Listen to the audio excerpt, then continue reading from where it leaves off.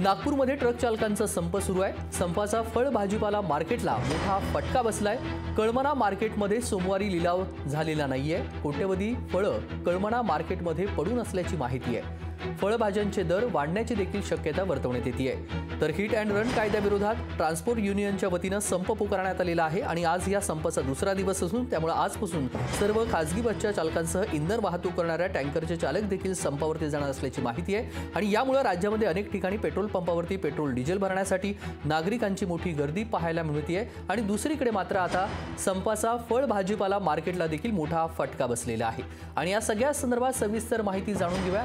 नागपूरमधून फळ मार्केटमधून आमच्या प्रतिनिधी कल्पना नळसकर जोडल्या गेलेल्या आहेत। कल्पना, आपण पाहतोय अगदी राज्यभर ट्रक चालकांचा संप सुरू आहे, त्यांचा दुसरा दिवस आहे, अनेक मागण्या आहेत, मात्र याचा परिणाम आता विविध वाहतूक शाखेवरती व्हायला पाहायला मिळतोय। संपाचा फळ भाजीपाला मार्केटला देखील याचा फटका बसताना पाहायला मिळतोय। नागपूरमधील परिस्थिती काय आहे? नक्कीच तेजस, जो संप आहे त्याच्यामुळे काल संपूर्ण जे हायवेज होते नागपूरमध्ये ते बंद होते। ट्रक चालकांनी ट्रक तिथे उभे केले होते, त्याच्यामुळे भाज्या ज्या आहेत त्या पोहोचू शकल्या नाही। मी भाजी मार्केटमध्ये आहे, काय परिस्थिती आहे इथे भाजी विक्रेते जे आहेत ते आपल्यासोबत त्यांच्याकडे जाणून घेऊया। काय परिस्थिती आहे कळमना मार्केटची? भाज्यांची आवक जी आहे ती कमी झाली आहे का? हो, नक्कीच कमी झाली आहे। साधारणपणे आपल्या जे पालाभाजी होती, पालक झाले, सांबार झाले, हेचे भाव खूप कमी होते, तर 10-15 आणि पालक तर 5 रुपयावर आली होती नेमकी। तरीसुद्धा हे आवक कमी झाल्यामुळे पालकचे भाव 20 ते 25 रुपयावर गेले आणि सांबार 60-50 पर्यंत आलेला आहे। किती आवक कमी झालेली आहे? किती रोज यायची, आता किती कमी झाली आहे संपामुळे? नेमकं फुलगोबीच्या गाड्या पकडल्या तर आपण मंडीत 50 ते 40 गाड्या राहायच्या, पिकअप गाड्या।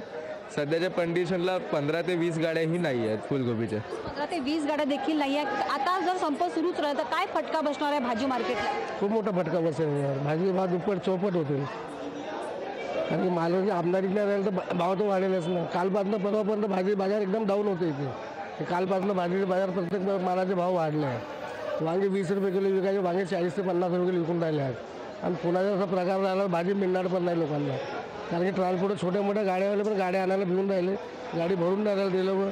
त्यांना शेतकरी पण आला का नाही, त्या माल आणू शकून नाही राहिला शेतकरी, त्यांना शेतात माल फेका लागून राहिला, मार्केटात माल मिळून नाही राहिला। शेतकऱ्यांना फटका बसतो आहे। दादा, काय सांगाल की नागपूरच्या ग्रामीणमधला जो माल येतो त्याचा तर आहे, पण इतर शहरातला जो माल येतो त्याचाही फटका बसलाय का?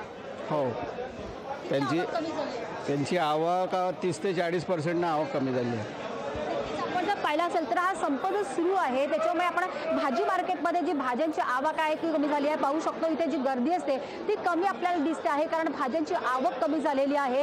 आणि हा संप जर असा सुरू राहिला तर आवक परत कमी होईल आणि भाज्यांचे दर जे आहे ते वाढणार आहेत। शेतकऱ्यांना त्याचा फटका बसतोय की शेतातला जो माल आहे तो आणू शकत नाही आहे, शेतातच तो पिकवला तो सडतो आहे। आणि मार्केटची परिस्थिती अशी आहे की भाज्यांचे दर जे आहे ते कमी झाले होते, पण आता ते गगनाला भिडतात आहे। जी वांगी जी होती ती देखील 50 रुपयावरती गेलेली आहे, व सांबार असेल, बाकी इतर भाज्यांचे दर देखील जे आहे ते वाढलेले आणि संप जर असा सुरू राहिला तर हे भाव जे आहे ते अजून गगनाला भिडण्याची शक्यता जी आहे ती व्यापाऱ्यांनी वर्तवलेली आहे। तेजस, अगदी त्यामुळे संप जर सुरू राहिला तरी भाववाढ होऊ शकते। कळमना मार्केटमध्ये देखील सोमवारी लिलाव झालेला नाहीये। धन्यवाद कल्पना, आपण दिलेल्या सविस्तर माहितीसाठी।